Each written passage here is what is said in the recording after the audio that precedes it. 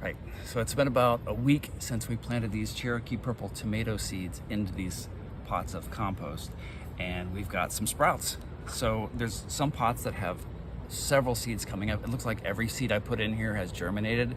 That's awesome. There's some pots where nothing has come up yet. I'm gonna give them another few days before I kind of give up hope and let those go.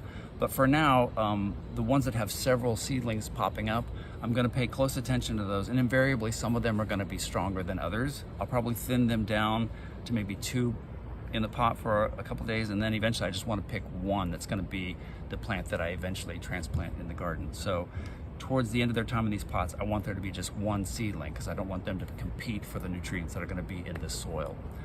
So like I said, in about 3 or 4 weeks from now, we'll hopefully have some mature plants that have some true leaves on them. These first leaves that have come out are just seeds that the leaves that were in the seed. They're called cotyledon. So they not look like tomato leaves yet, but the next leaves that come out are going to be the true leaves, and that way I'll know that these for sure are tomato plants.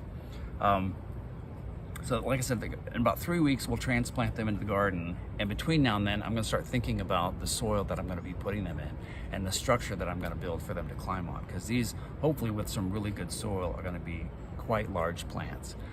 So for the next week, just be continuing to water your seedlings. They probably don't need quite as much water, or you don't have to worry about them drying out quite so much because they've got some roots down to the bottom of that pot now that can have a little bit of reserve. So they're not quite as vulnerable to drying out, but don't ever let them get bone dry. And check back in with us next week when we'll talk more about really good quality soil.